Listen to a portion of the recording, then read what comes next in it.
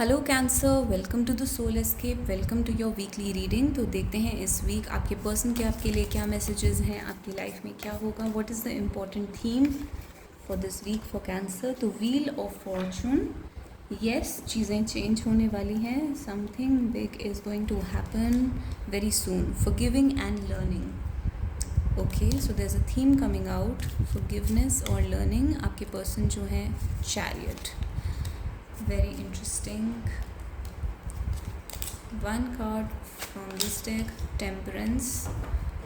तो major arcanas बहुत ज़्यादा आ गए हैं, इस वीक में कुछ होने वाला है। ओके, न्यूडिटी का कार्ड आपके लिए आया है जो कि फिजिकल इंटीमेसी को शो करता है। One card from the handmade deck, so here is the handmade deck. Fair, currently being delivered from negative patterns, and no, I'm not sure of the way forward.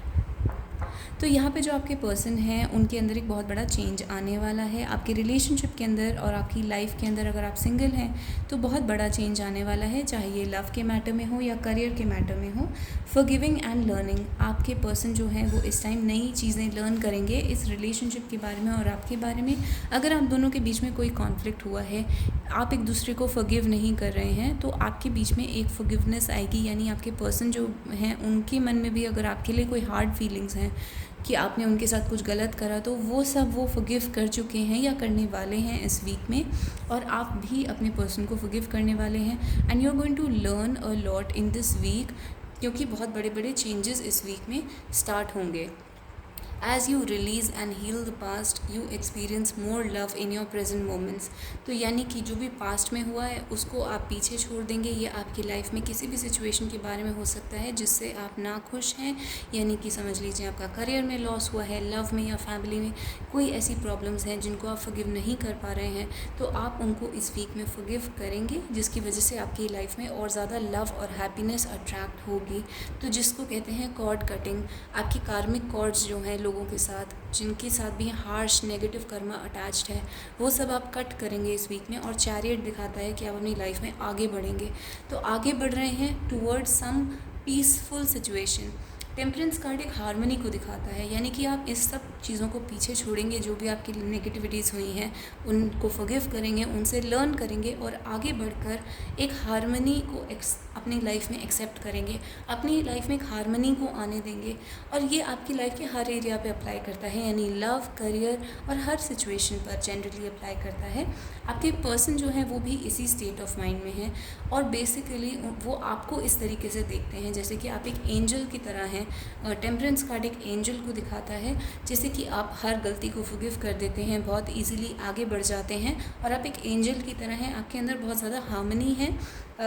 Temperance card जो है वो beauty को भी दिखाता है, purity, beauty, innocence, harmony और एक God like जो क्वालिटीज़ होती हैं, उस तरीके से आपके पर्सन आपको देखेंगे इस वीक में, इस लाइट में। यानी कि वो बहुत कुछ सोचेंगे आपके बारे में, आपकी गुड क्वालिटीज़ के बारे में बहुत सोचेंगे कि आपने उनके लिए या किसी और के लिए कितना ज़्यादा कुछ करा है, तो वो उन चीज़ों के बारे में, उन सैक्रिफाइसेस के बारे में सोचेंगे। और चैरियट आपकी पावर को भी दिखाता है, यानी कि आपके अंदर एक स्ट्रेंथ और पावर रहेगी, और आपके पर्सन जो है वो भी रियलाइज़ करेंगे कि आपके अंदर एक अलग टाइप की स्ट्रेंथ है, अलग टाइप की पावर है, और ये पावर हो सकता है फॉरगिव करने की हो, यानी कि आप बहुत ज़्यादा फॉरगिव कर सकते हैं। न्यूडिटी का कार्ड आया है जो कि फिज़िकल इंटीमेसी को दिखाता है। कार्ड पे लिखा है यू रिमाइंड मी ऑफ मेरी मैगडलीन। तो मेरी मैगडलीन जो है वो बाइबल में एक कैरेक्टर थी जो कि जीसस क्राइस्ट की बहुत बड़ी डिसाइपल थी, लेकिन सोसाइटी उन्हें एक्सेप्ट नहीं करती थी क्योंकि वो एक प्रॉस्टिट्यूट थी। तो ऑल्दो वो एक प्योर हार्टेड इंसान थी, लेकिन क्योंकि वो सोसाइटी के अगेंस्ट जाके कोई काम कर रही थी तो सोसाइटी उनको एक्सेप्ट नहीं करती थी, लेकिन जीसस क्राइस्ट उनको बहुत मानते थे और उनको बहुत ज़्यादा वैल्यू करते थे।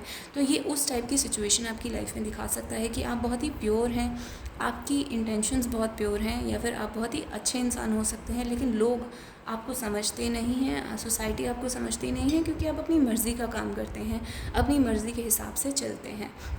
तो सोसाइटी आपको एक्सेप्ट नहीं करती। इस वीक में उस टाइप की थीम आपकी लाइफ में आ सकती है। Currently being delivered from negative patterns, इस टाइम आपकी लाइफ में जो हो रहा है वो सब नेगेटिव पैटर्न से आपको बाहर निकालने के लिए हो रहा है। जैसे कि यहाँ पर भी हमने देखा एक बड़े बदलाव आएंगे आपकी लाइफ में जो कि आपको पुरानी चीज़ों से बाहर निकालेंगे, आप फॉरगिव करेंगे, आगे बढ़ेंगे। तो ये सब वही नेगेटिव पैटर्न्स हैं जिनसे आपको बाहर निकाला जा रहा है। और फेयरनेस दिखाता है जस्टिस को, यानी कि इस वीक आपकी लाइफ में जस्टिस होना स्टार्ट हो जाएगा। और यहाँ पर कहीं ना कहीं एक तरीके से डाउट भी है कि आगे कैसे बढ़ा जाए। No, I am not sure of the way forward. तो आपके जो पर्सन हैं वो आपसे ये कह रहे हैं कि वो आपके साथ आगे तो बढ़ना चाहते हैं, लेकिन उनको ये नहीं पता कि ये रास्ता क्या होगा, आगे बढ़ने का रास्ता क्या होगा। तो वो आपसे एक तरीके से, अगर आपने कोई क्वेश्चन पूछा है अपने मन में, तो उसका आंसर नो आया है, क्योंकि उसका रीज़न ये है कि आगे कहाँ जाएगा ये रिलेशनशिप या ये करियर या जो भी आपकी लाइफ में है, उसका रास्ता समझ नहीं आ रहा है, इसलिए उसका आंसर अभी नो आया है। तो जैसे चैरियट का कार्ड है वो आगे बढ़ने को दिखाता है, जैसे जैसे आप धीरे धीरे आगे बढ़ेंगे ये नो जो है वो येस में कन्वर्ट होगा। ये नो अभी प्रेजेंट मोमेंट के लिए आया है। तो हो सकता है इस वीक में आप आगे बढ़ने का प्रोसेस स्टार्ट करेंगे, लेकिन 100% आगे एक वीक में नहीं हो सकता कि कोई एक ही वीक में अपनी लाइफ में आगे बढ़ जाए। But you know this week you will start the process of moving forward. Even अगर आप थोड़े से डाउट में रहेंगे कि आगे कैसे बढ़ा जाए, फिर भी आप आगे बढ़ने का प्रोसेस स्टार्ट करेंगे। तो यहाँ पे एक डाउट ज़रूर दिखता है, लेकिन आगे बढ़ने का काम स्टार्ट हो जाएगा इस वीक में। तो ये आपकी ओवरऑल रीडिंग है, चाहे आप लव के बारे में पूछते हैं, करियर या हेल्थ के बारे में पूछते हैं, आपकी ओवरऑल सिचुएशन ये बनी हुई है। So this is your overall reading and let's pull out some initials. ये आपके या आपके पर्सन के इनिशियल्स हो सकते हैं, या फिर जो भी जगह आपकी लाइफ में रेलेवेंट है, उनकी सिटी का नाम या किसी कैफ़े रेस्टोरेंट जहाँ पर आप मिलते हैं उसका नाम हो सकता है। तो ई आया है, E for eagle, O for orange, X for Xmas tree, R for rest, V for van, F for fan, X दोबारा आ गया है, J for jug, J again, G for jug, G for God, P for parrot, C या U आपके लिए आया है, C for cat, U for umbrella, और दोबारा से C या U आपके लिए आया है। 3 और निकाल लेते हैं। We have C again, C and U again, I for inkpot. Let's have 2 more. Z for zebra, ये वाला निकाल लेते हैं। तो B for basketball। तो ये आपके लिए इनिशियल्स आए हैं। अगर ये रीडिंग आपके साथ मैच करती है तो आप मुझे कमेंट्स में बता सकते हैं। अगर आपको ये रीडिंग अच्छी लगी तो आप मुझे हार्ट या स्टार दे सकते हैं। Please subscribe to the channel and please hit like if you like the video. और इस टाइप की और वीडियोज़ के लिए आप नेक्स्ट वीक यहाँ पर वापस आ सकते हैं।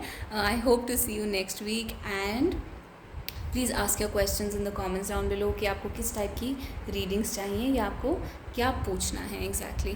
तो this is your reading. If you liked it please hit like. I'll see you guys in the next video next week. Till then, bye bye and take care.